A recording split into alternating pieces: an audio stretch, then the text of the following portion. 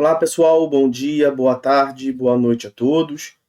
A decisão que eu separei para falar com os senhores nesse vídeo versa sobre a contagem de prazo envolvendo sistemas eletrônicos e indisponibilidade do sistema eletrônico. Deixa eu primeiro apresentar o julgado.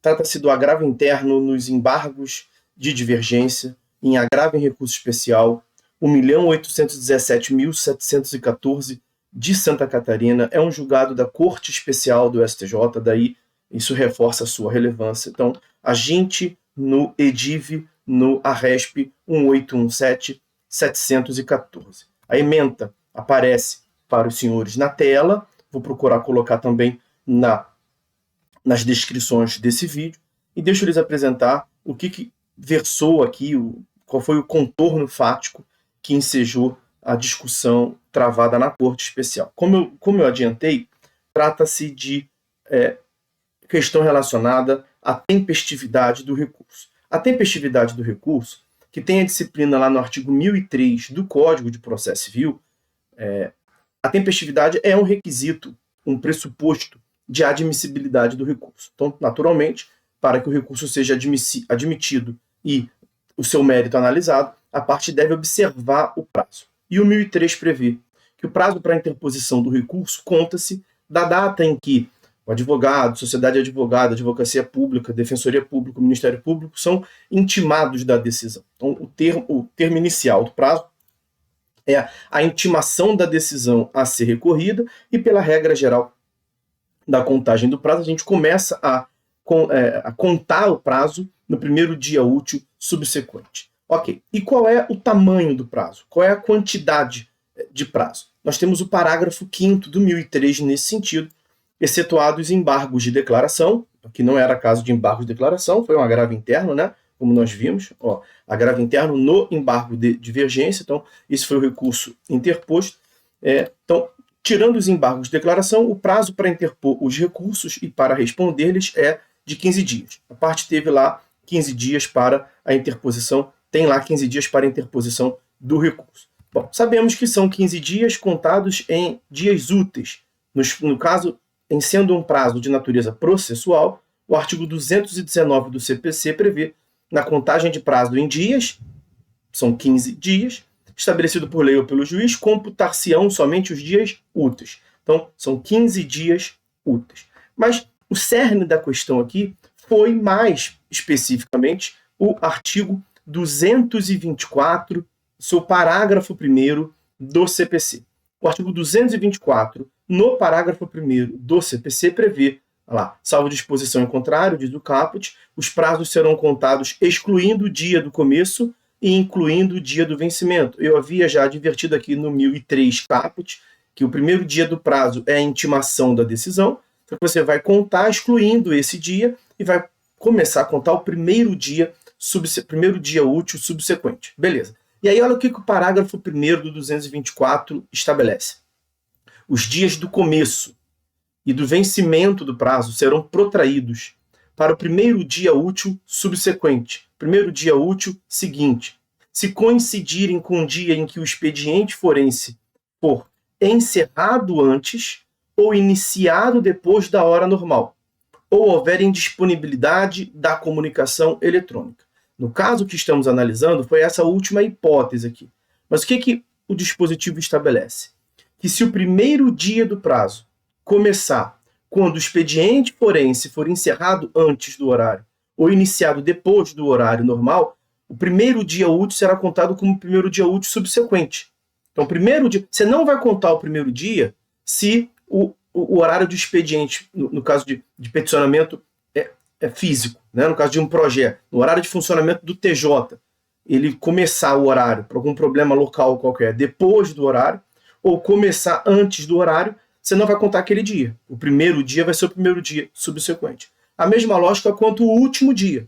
Se no último dia houver algum problema de horário de funcionamento do TJ, né, começar após o horário e encerrar antes do horário de expediente forense, você não vai contar aquele dia.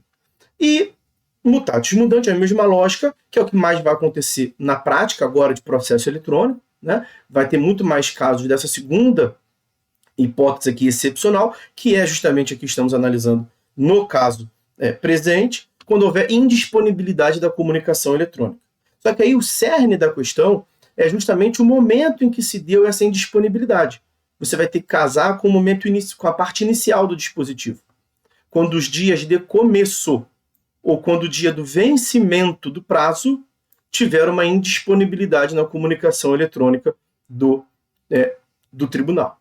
Então, no caso dos autos, o cerne da questão é que houve uma indisponibilidade no sistema, isso é indene de dúvidas, isso é parte incontroversa nos autos, só que essa indisponibilidade não se deu nem no dia do começo, nem no primeiro dia, nem no último dia do prazo. Ou seja, foi um dos 15 dias que não o primeiro nem o 15º. Suponha que tenha ocorrido uma indisponibilidade no 5º dia da contagem do prazo. É essa a hipótese que nós estamos aqui a analisar.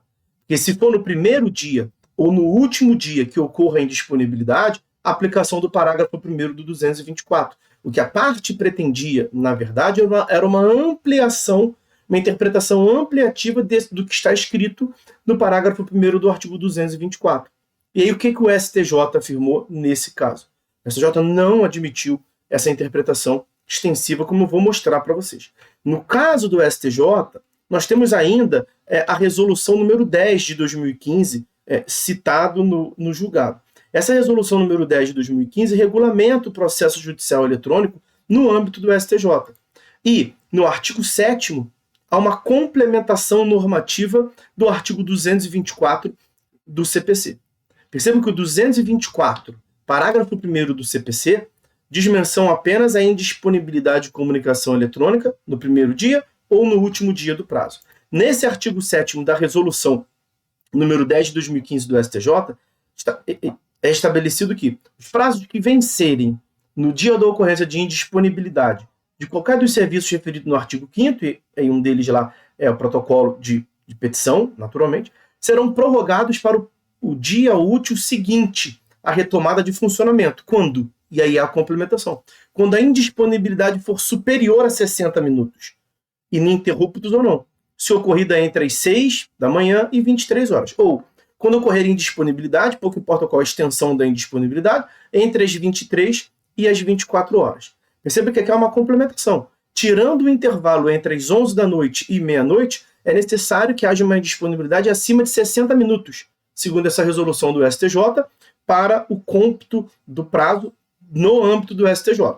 Então, se você estiver analisando uma hipótese aí, no qual o prazo a ser cumprido é em um TRF ou em um TJ, que não é STJ, você vai ter que ver se há uma regulamentação própria do tribunal em complementação ao 224 do CPC. Tá? No âmbito do STJ é essa resolução número 10 de 2015. Beleza? E aí qual foi a conclusão a qual chegou o STJ nesse julgado agora que estamos aqui a analisar? Não se admitiu a aplicação ampliativa, vamos assim dizer, uma interpretação ampliativa do artigo 224, parágrafo 1º do Código de Processo Civil, porque a indisponibilidade, no caso dos autos, não se deu nem no primeiro dia, nem no último dia do prazo. E aí, olha o item 2 aqui da ementa. A jurisprudência do STJ é no sentido de que, nos termos do artigo 224, parágrafo 1º do CPC, não há a falar em prorrogação do término do prazo recursal se ocorrer eventual indisponibilidade do sistema eletrônico no tribunal no curso do período para interposição do recurso. A prorrogação do prazo processual é admitida apenas nas hipóteses em que a indisponibilidade do sistema coincida com o primeiro ou o último dia do prazo recursal, caso em que o termo inicial ou o termo final será protraído para o primeiro dia útil seguinte. No caso dos autos, a indisponibilidade não se deu nem no primeiro nem no último dia, de modo que o STJ não aplicou o 224, parágrafo 1º. E aí, para concluirmos, o julgado faz menção a diversos outros pronunciamentos judiciais no mesmo sentido, no âmbito do próprio STJ. Vou citar aqui alguns como exemplo. O agravo interno no ARESP 1912-954, utilizado aqui como precedente, como jurisprudência. No mesmo sentido, o agravo regimental no ARESP 2144-297, de Goiás. Também o agravo interno no ARRESP 1884599 do Rio de Janeiro. Por fim, o agravo interno no ARRESP 1918850 do Rio de Janeiro. Todos esses julgados no mesmo sentido desse que acabamos de analisar, o agravo interno no EDIV, no ARRESP 1817714, no sentido justamente, portanto, de que, havendo indisponibilidade do sistema, que não seja no primeiro nem no último dia, quer dizer, no meio do prazo, vamos assim dizer, durante a tramitação do prazo, sem ser o primeiro e último dia, não há que se falar em prorrogação do prazo. Ou seja, a interpretação que se faz ao 224, parágrafo 1º do CPC, ela é uma interpretação restritiva, gramatical, vamos dizer, no mesmo sentido do que realmente está escrito aqui. Somente gera a prorrogação do prazo quando a indisponibilidade se dê no primeiro dia. De modo que o primeiro dia do prazo não vai ser aquele em que houve a indisponibilidade, mas o primeiro dia útil subsequente. De igual maneira, quando a indisponibilidade se dá no último dia do prazo, no dia de vencimento do prazo. Havendo indisponibilidade do sistema que impossibilite o protocolo da petição no último dia do prazo, você vai considerar como último dia do prazo o próximo dia útil, primeiro dia útil subsequente ao momento em que se der a resolução daquele problema. Ok? Então, meus amigos, era isso que eu tinha separado para conversar com os senhores. Por hora é só. Fiquem todos com Deus e até a próxima.